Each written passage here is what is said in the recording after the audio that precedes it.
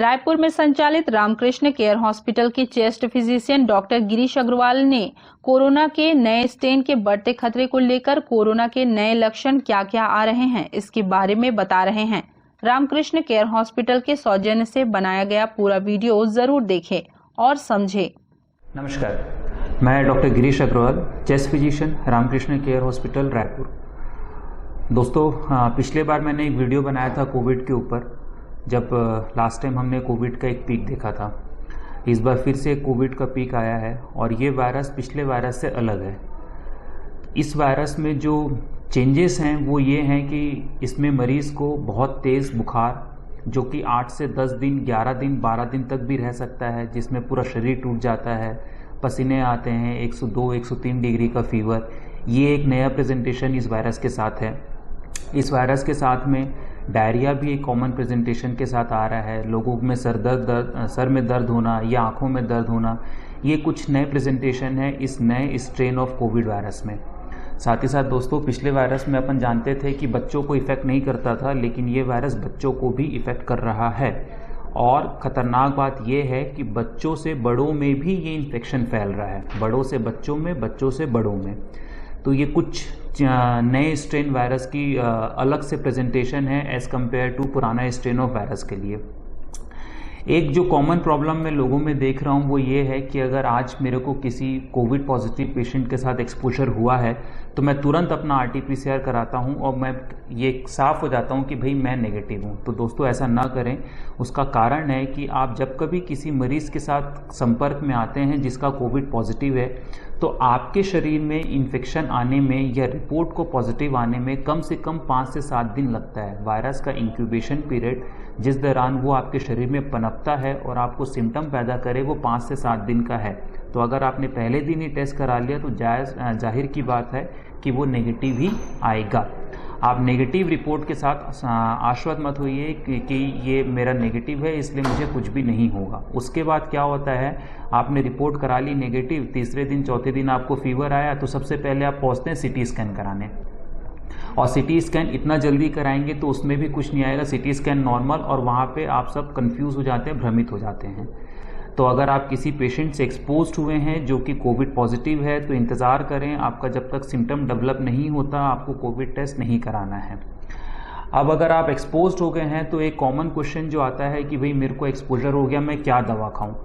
तो दोस्तों, कोई भी दवा प्रूवन नहीं है प्रोफाइलेक्सिस के तौर पे, चाहे वो डॉक्सीसाइक्लिन हो, चाहे वो आइवरमेक्टिन हो, चाहे वो हाइड्रोक्सीक्लोरोक्विन हो, चाहे वो एजिथ्रोमाइसिन हो, इवन चाहे वो फेविपिराविर जो कि फेविप्लू के नाम से जानी जाती है, कोई भी दवा प्रोफाइलेक्सिस में काम नहीं करती है।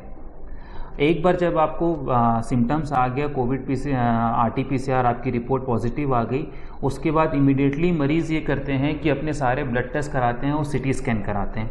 दोस्तों, मैंने पिछले वीडियो में भी आपसे ये कहा था कि हमें इन चीज़ों की ज़रूरत नहीं है। ये सिंपली आपके पैनिक लेवल का नतीजा है कि आप इतने सारे टेस्ट कराते हैं और अपने पैसे वेस्ट करते हैं।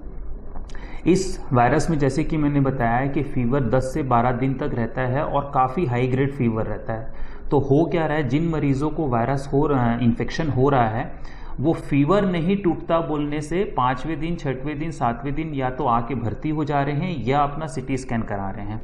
मैं एक बात ये बोलना चाहूँगा कि अगर मरीज़ को परेशानी चल रही है, 6 दिन, 7 दिन, 8 दिन हो गए हैं, अगर उस समय मरीज़ CT स्कैन करा रहा है तो नॉर्मल CT स्कैन सरप्राइज़ होगा। मैं नहीं उम्मीद करता कि 7वें दिन, 8वें दिन किसी पेशेंट का CT स्कैन नॉर्मल आएगा, उसमें निमोनिया ज़रूर आएगा। लेकिन निमोनिया अगर आपका पहला CT स्कैन में स्कोर आपका 5 था, बाद के CT स्कैन में बढ़ के वो 10, 12 या 15 हुआ है, तो वो आपका भर्ती का क्राइटेरिया नहीं है। कोविड इन्फेक्शन में भर्ती तभी होना है जब आपका ऑक्सीजन का लेवल 90 के नीचे जाए। और कुछ एक ग्रुप ऑफ पेशेंट्स हैं जो high risk group of patient है, जैसे कि प्रेगनेंसी है, बच्चे हैं, या जिसको ट्रांसप्लांट हुआ है, या जो लंबी समय से लंबी बीमारियों से जूझ रहे हैं, या जिनकी उम्र 60 के ऊपर है। ऐसे मरीजों में 94% को हम बेसलाइन मानते हैं कि अगर 94% से नीचे ऑक्सीजन जा रहा है तो ही भर्ती होना है। अदरवाइज नॉर्मल मरीजों के लिए 90% के नीचे भर्ती होने की आवश्यकता नहीं है।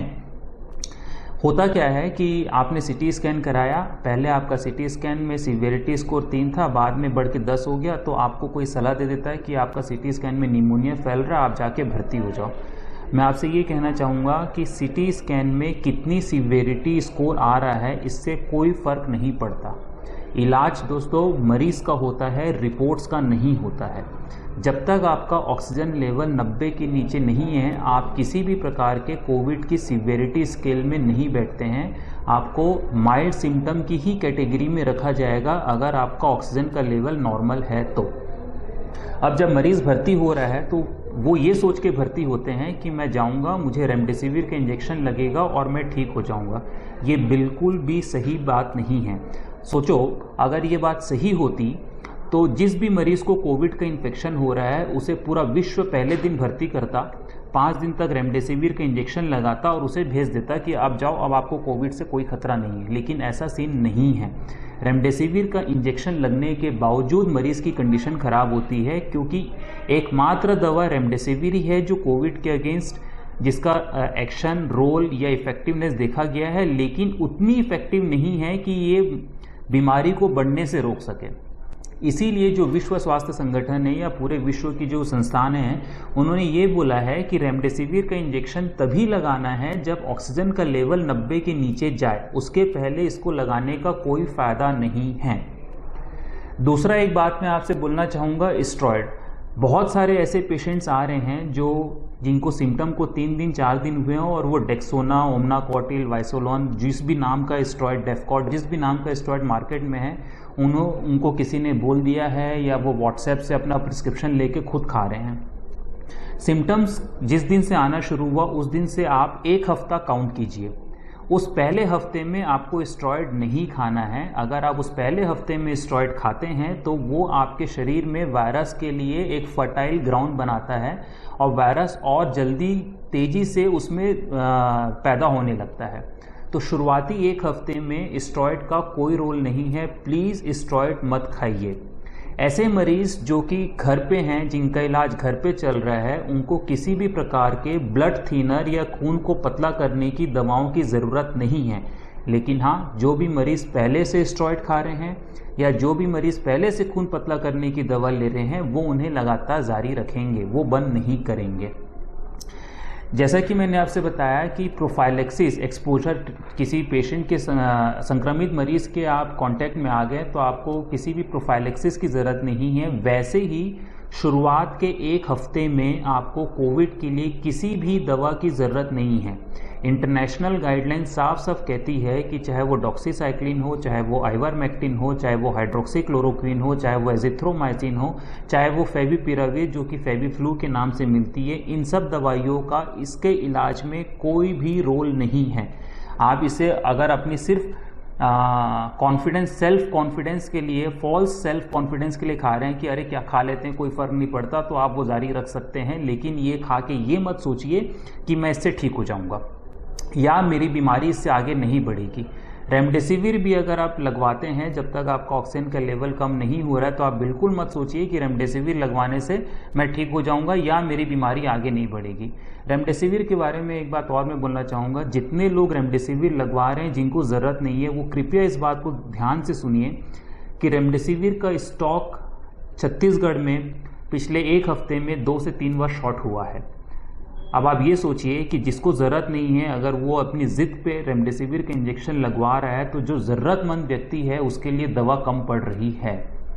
मेरी आपसे हाथ जोड़ के विनती है कि अपना इलाज खुद ना करवाएं या अपने डॉक्टर के ऊपर प्रेशर मत डालिए कि मुझे ये इंजेक्शन लगवा दीजिए। चौथी चीज़ इसके बाद जो मैं आपसे बोलना चाहूँगा वो ये है कि एंटीबॉडी, लोग एंटीबॉडी टेस्ट इसलिए करा रहे हैं कि मेरा एंटीबॉडी अगर पॉजिटिव है तो मुझे कोविड नहीं हो सकता। ये भ्रम है। एंटीबॉडी किसके शरीर में कितने दिन तक रहेगी, क्या एंटीबॉडी वाकई आपको कोविड से बचाव करती है, इसके ऊपर बहुत बड़ा सवाल है।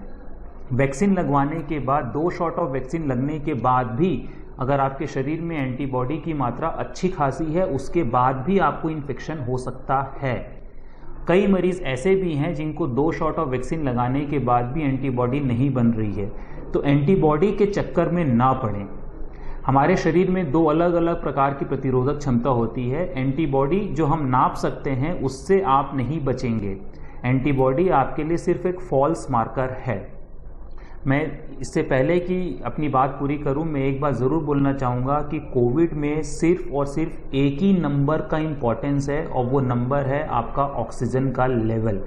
आपकी सीटी स्कैन का सीवियरिटी स्कोर इम्पॉर्टेंट नहीं है। इलाज मरीज का होता है, रिपोर्टों का नहीं होता है। वैक्सीन के लिए मैं बोलना चाहूँगा, आपको वैक्सीन लगाना है। ये मत सोचिए कि वैक्सीन आपको कोविड के इन्फेक्शन से बचाने में मदद करेगी या नहीं करेगी, या इस पे इतने सारे भ्रांतियां हैं, भ्रम है। वैक्सीन ज़रूर लगवाना है, मास्क ज़रूर पहनना है, फिजिकल डिस्टेंसिंग ज़रूर फॉलो करना है। एक बात और दोस्तों, कोविड का मरीज जिसको कोविड का इन्फेक्शन हो रहा है वो बहुत ज़्यादा डरा हुआ है, लेकिन जब तक उसको कोविड का इन्फेक्शन नहीं हुआ है तब तक उसके लिए कोविड नाम की कोई चीज़ अस्तित्व में ही नहीं है। ऐसा मत कीजिए प्लीज़, मेरी हाथ जोड़ से आपसे रिक्वेस्ट है। हमारे शहर में मरीजों के लिए बेड नहीं है, सारे बेड फुल हो चुके हैं और ये स्थिति अभी ऐसी भयावह स्थिति बनी रहेगी। तो आप कोविड होने से पहले डरिए, जब कोविड हो गया तो आप अपने डॉक्टर को अपने आप को सौंप दीजिए। Thank you. News desk, media for support.